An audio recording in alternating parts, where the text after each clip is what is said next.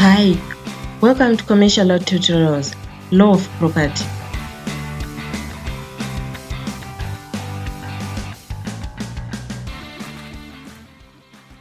We have already looked at the definition and the requirements, classification of things, and possession.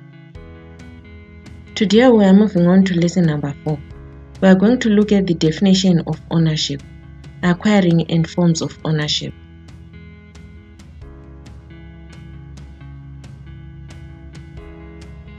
In this lesson, first of all, we will define what ownership is. Then, we'll look at the restrictions imposed on ownership, ways of acquiring ownership, conditions necessary to pass ownership, forms of ownership, and at the end of the lesson, I'll give you popular exam questions relating to this lesson. First of all, what is ownership? As we have already said in our previous lesson, ownership is the sum of all possible rights in a thing, that is the absolute, full and complete right of dominion of property. It is the legal right to the possession of a thing. So, it is an independent general right of a person to control a thing he possesses, subject to no restrictions except those imposed by public and private law. So, one has the right to use a thing and enjoy its fruit, right to exclude others from using the thing, right to dispose that thing, and right to destroy that thing. That is absolute ownership of a thing.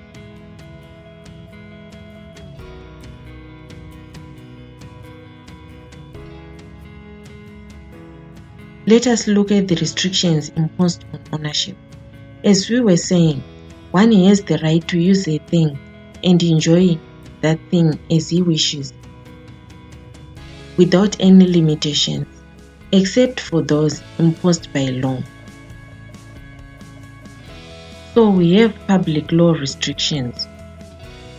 These are imposed on all owners of a particular kind of property for the benefit of certain sections of the society or the society as a whole. For instance, legislation controlling the exploitation of natural resources.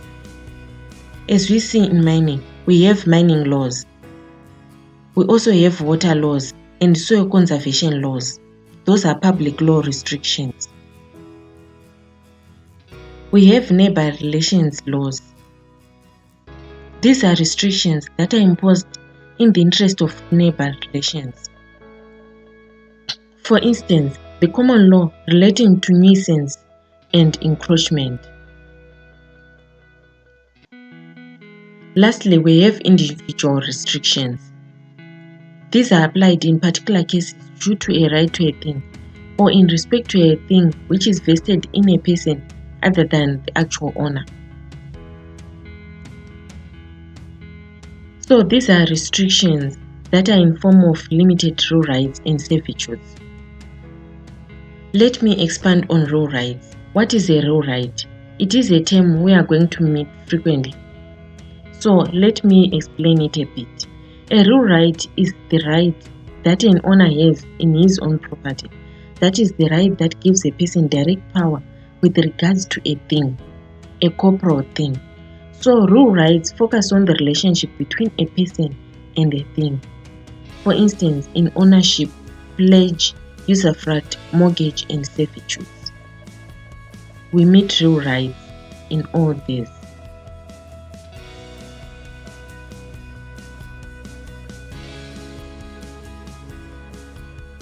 Next, we are going to look at the ways of acquiring ownership. We have original ways: occupation and treasure trove, accession and specification, prescription and commixtio. Then we have derivative ways: registration and expropriation, tax sale and voluntary acts, marriage in community of property and inheritance, adverse possession and forfeiture of property to the state. I will explain this in detail First of all, we are going to look at original acquisition of ownership.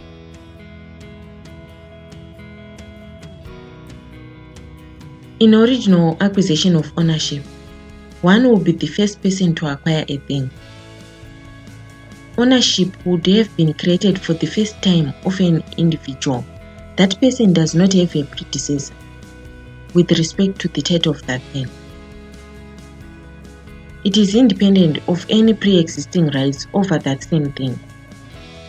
We have a thing that is owned for the first time. That is the original way of acquiring ownership. I will look at the various forms of original ways of acquiring ownership, starting off with occupation.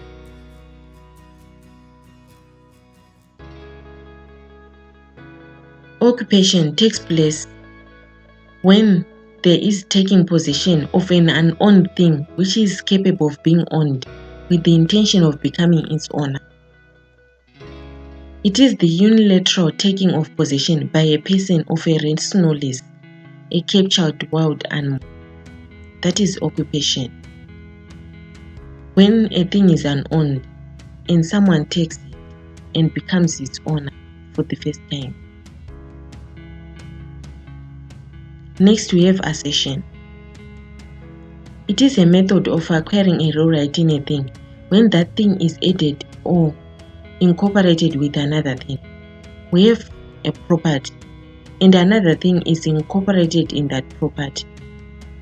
That is accession. Accession is found in three forms. The first one is natural accession, due to the action of nature. For instance, the young of animals that are owned by the owner of the mother.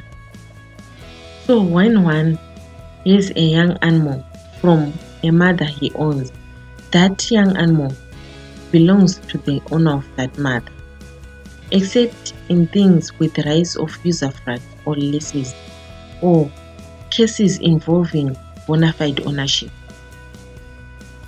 Then we have the gradual deposit of earth on the bank of a river so that it's inseparable from the native soils. The owner of that land acquires ownership in the deposit through accession. And when part of a land is torn off by force of water and washed up against another's land, it belongs to where it has been put. We also have islands arising in a riverbank and a river changing its course. That is natural accession. Industrial accession. It is the conversion of two or more separate things into one thing. For instance, we have permanent attachment to a building, mixing of substances, weaving, writing, and painting. Those are industrial accessions. In addition to the above, one owns seeds and trees he plants which grow and have fruits.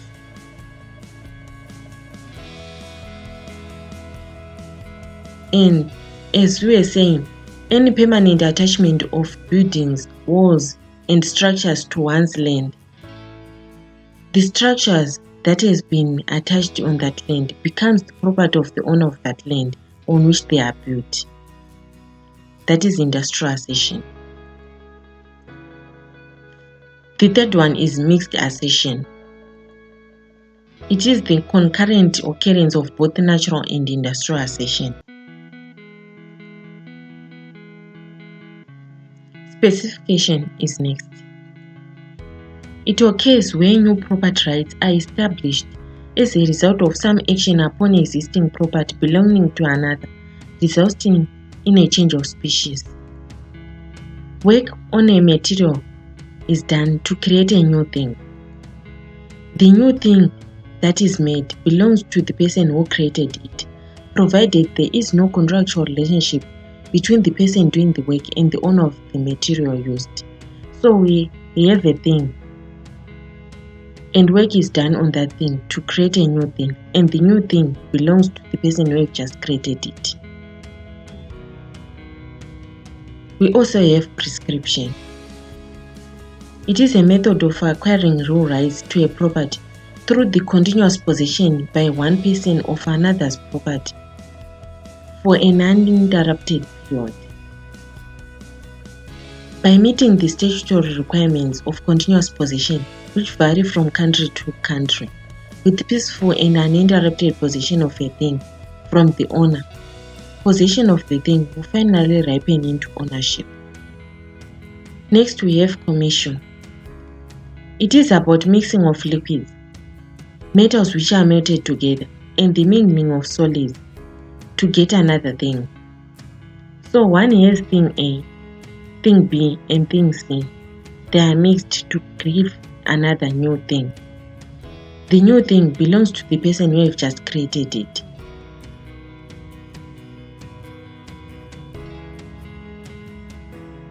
Let us look at the derivative acquisition of ownership. It is an acquisition of a property from a previous owner. The new owner derives title from a previous owner, which amounts to transfer of ownership. He gets title of a prior owner. So, rewriting a thing is acquired from the predecessor by change of title of ownership, and new title is consequently affected by the infirmities in that title of the predecessor.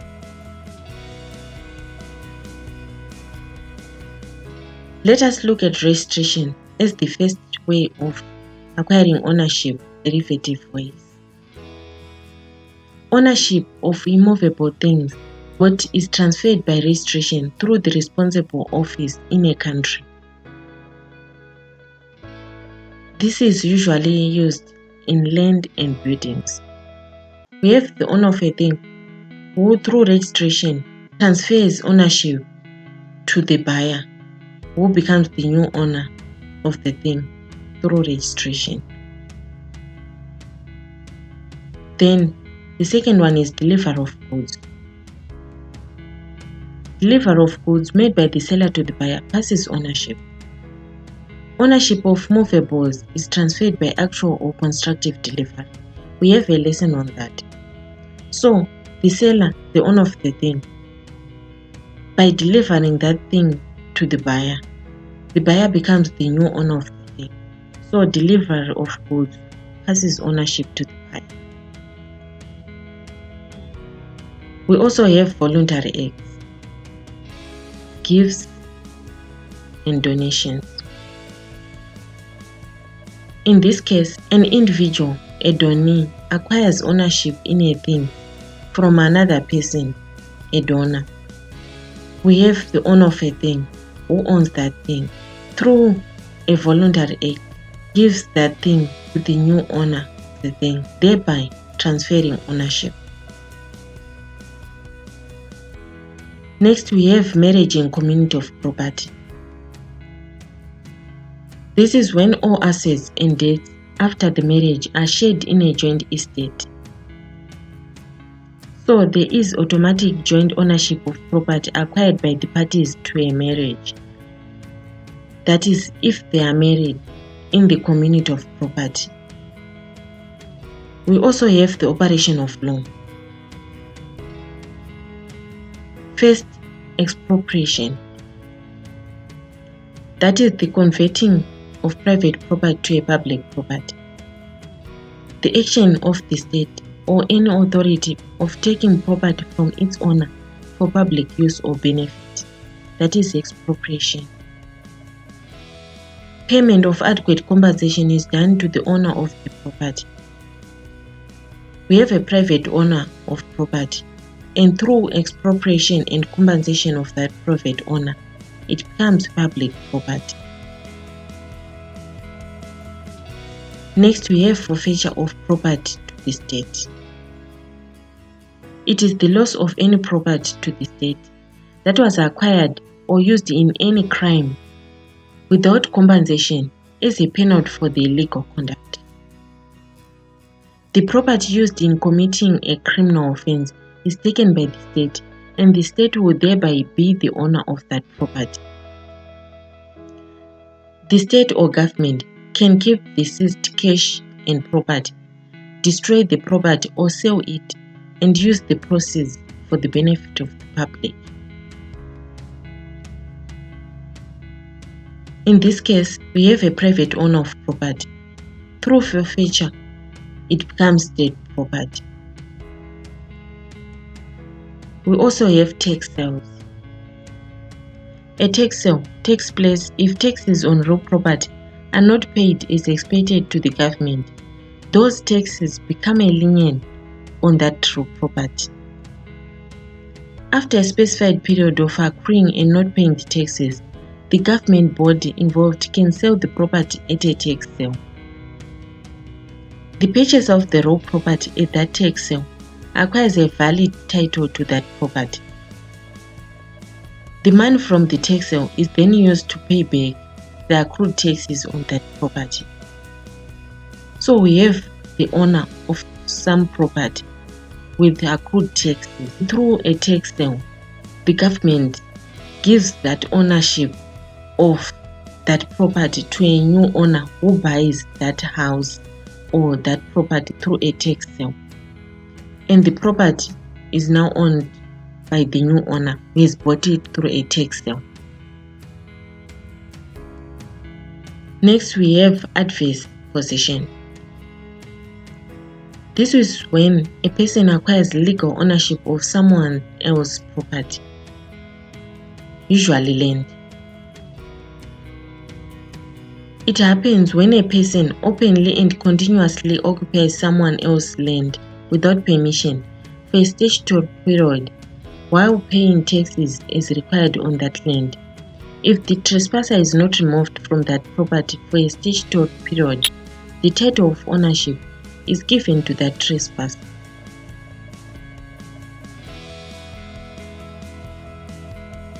So here we have the owner of a property, and on that property there is a trespasser who is occupying that property. The trespasser occupies that property as required in law for the statutory period, and the property now belongs to that trespasser.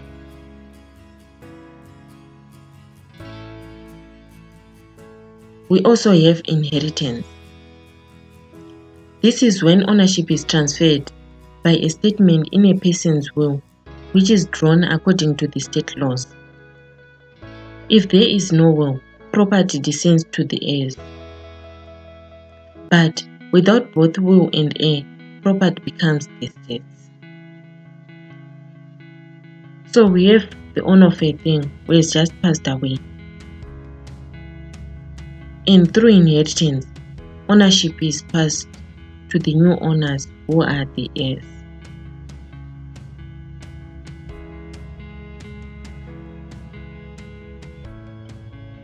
What are the conditions necessary to pass ownership from one person to another?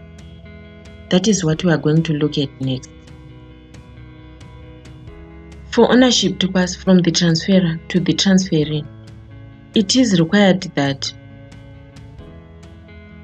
the transferor must be the owner of the thing. There should be intention to transfer and to receive ownership. There must be a valid contract. Legality should be considered. There must be agreement. Then the formalities that should be followed must have been followed, and contractual capacity should be considered also. We covered this in the law of contract. We have delivery of a thing. That is another condition. They must be delivered for ownership to pass. And where price is to be paid, the price should have been paid for ownership to pass.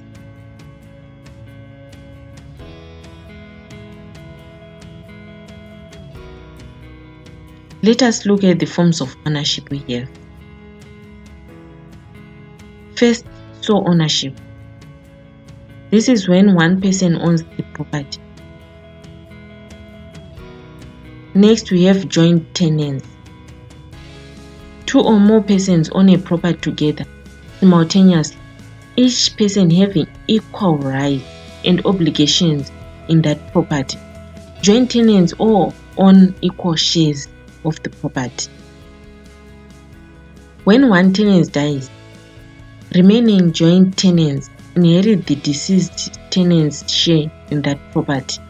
The tenants cannot sell their interest in the property, otherwise joint tenants is dissolved and turned into tenants in common. So next we have tenants in common.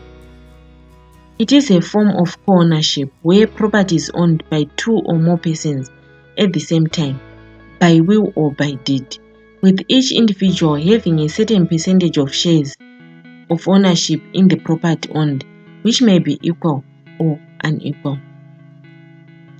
Tenants in common can obtain interest, or they can get their shares in the property from different sources at different times. It could be through purchase or inheritance from previous owners. So independent owners' control is equal to the share or the percentage they have in the total property, and they also have the right to individually sell their ownership in the property or leave their share of the property to any beneficiary as inheritance. That is tenants in common. The tenants can sell or leave their share as inheritance to any beneficiary. Then we have these other tenants, where ownership which exists between husband and wife jointly own property as a single legal entity, each spouse with an equal and undivided interest or share in the property. It creates a right of survivorship. After death of a spouse, the other automatically inherits the whole property as his own. So a deceased spouse's heirs cannot inherit a share of the property even if it is specified in their will. Additionally, neither the husband or the wife can sell the property without consent of the other. That one is community property. It is ownership which exists between husband and wife also, where spouses jointly own equal interest in property acquired in marriage, regardless of who owned it. This includes all assets acquired and debts incurred during the marriage, but does not include property and debts accumulated by either spouse before marriage, as well as gifts and property inherited individually by either spouse during the marriage.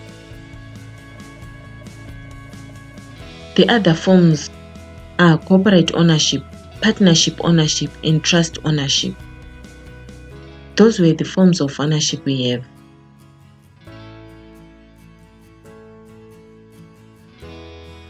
Let us look at the questions we have.